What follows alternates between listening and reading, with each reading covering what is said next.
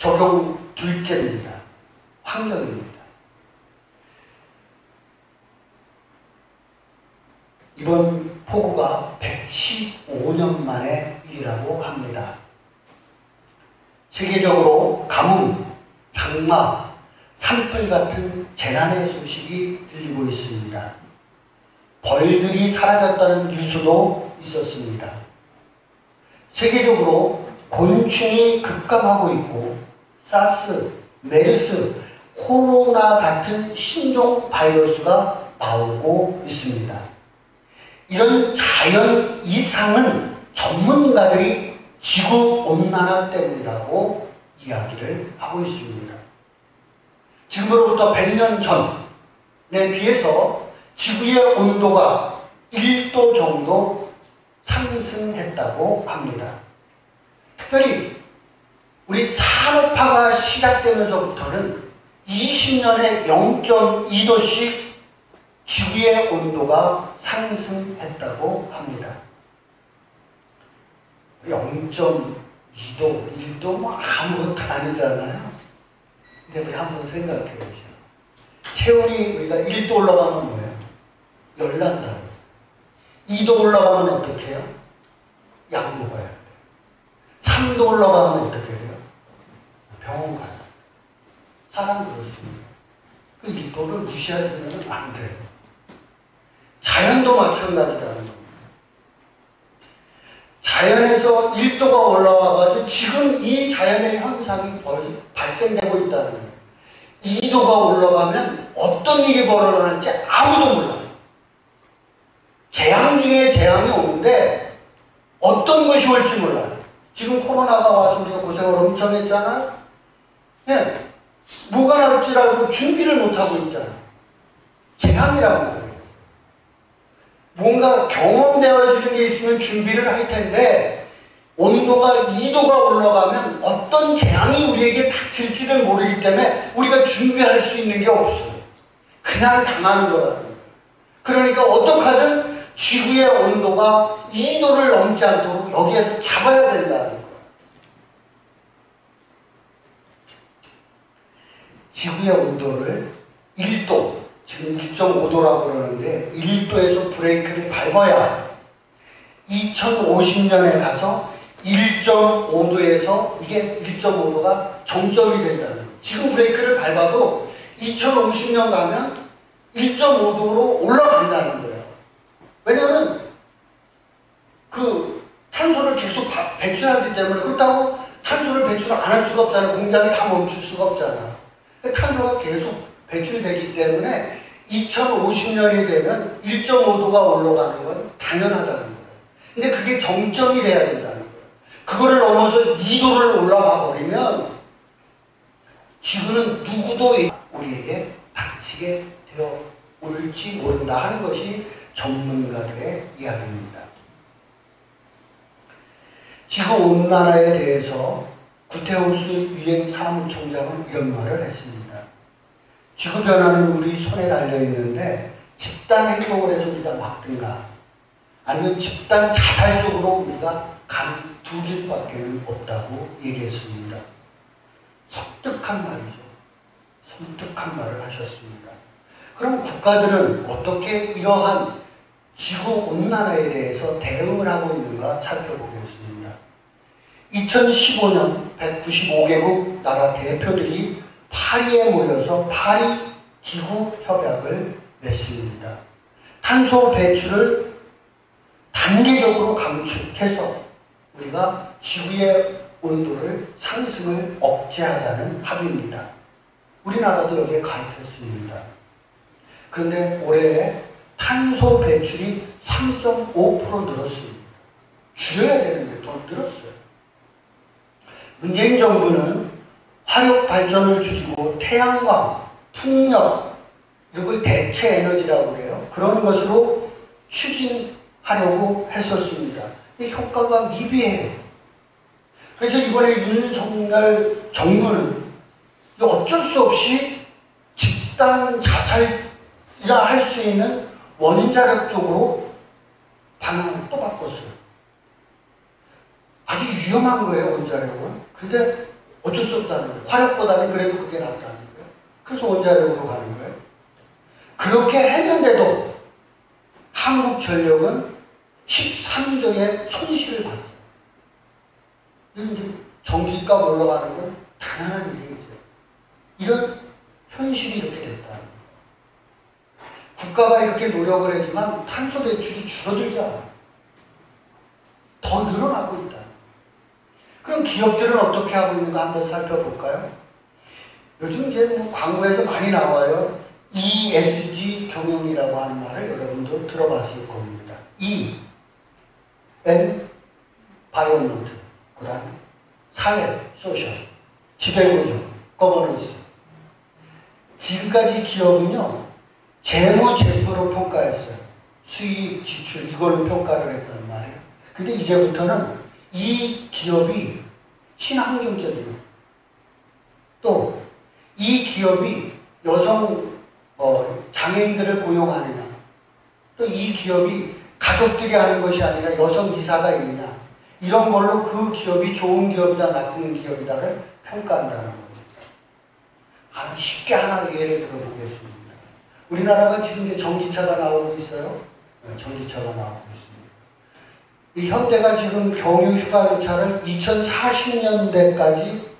2040년까지 중단하기로 하고 그걸 당긴다고 그래요.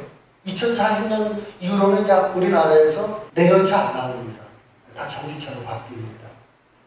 만약에 내연차를 만든다고 하면 유럽에서는 그 내연차를 만드는 현대가 만드는 전기차도 안 사요. 그 전기차만 안 사는 게 아니라 유럽은 현대가 만드는 제품을 안 사버려요. 현대그룹에서 나오는 제품을 안 사요. 수입을 안 한다. 그러니까 우리나라 기업들은 어떻게 해야 되겠어요? 당연히 친환경적으로 가야만 하는 거예요.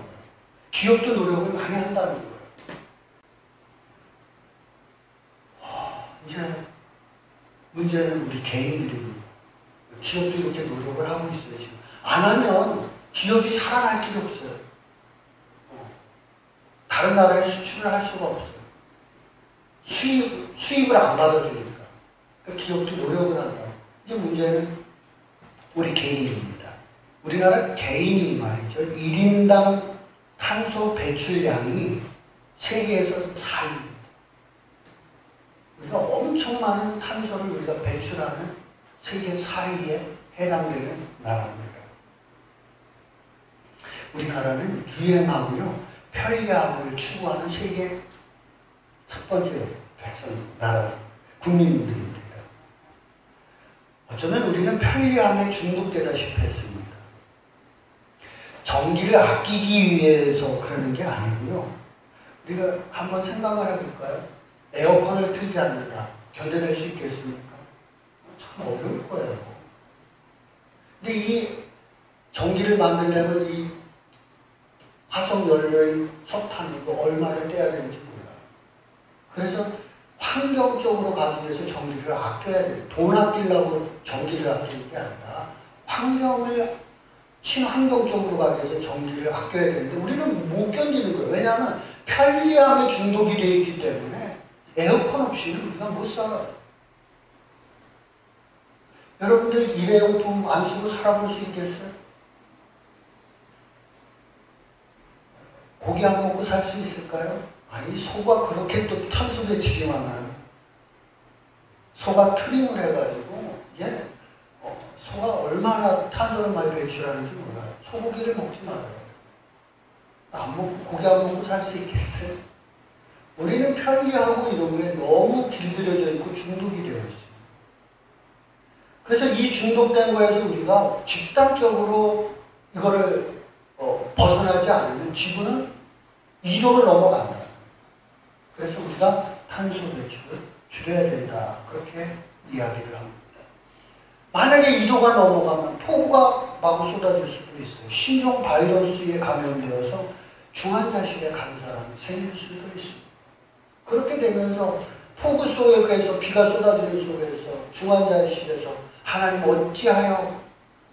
라고 하나님을 원망할 수도 있습니다. 근데 하나님이 그렇게 한 게 아니에요. 우리 조상들이 그렇게 한 거예요. 우리는 어쩌면 괜찮을 수도 있어요. 우리는 50년, 60년, 70년 후의 일이니까. 우리는 넘어갈지 모르지만 우리의 후손들은 정말 불안한 세상에서 사는 거예요. 그 일들을 발생될 수 있기 때문에 우리가 지금 집단적으로 노력을 해서 탄소 배출을 줄여야 된다. 그런 말씀입니다. 자녀들에게 좋은 환경을 물려주기 위해서 우리는 집단적으로 불편한 생활을 해야만 합니다. 사실 우리는 혜택을 누렸습니다. 우리 부모님 세대는 먹고 살기 위해 힘들던 그 세상에서 살아왔습니다. 근데 우리는 탄소를 많이 배출하면서 아주 편리하게 우리의 세상을 살았습니다.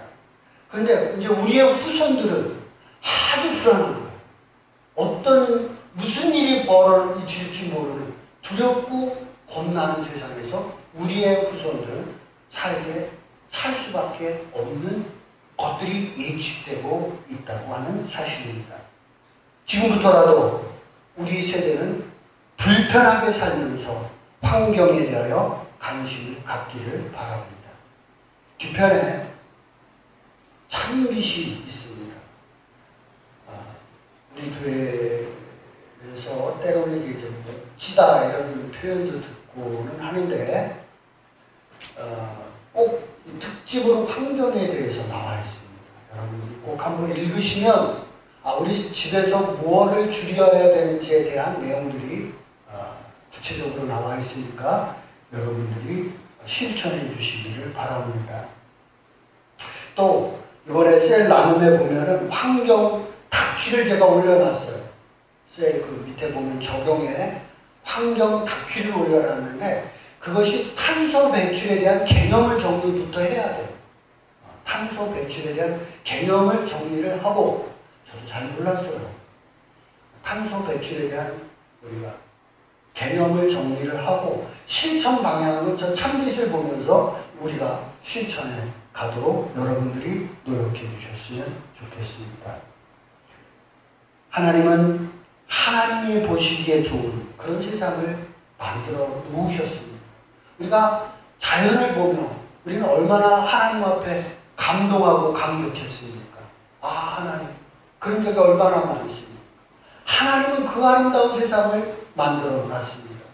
지금 그런데 우리가 이 아름다운 세상을 망쳐가고 있습니다.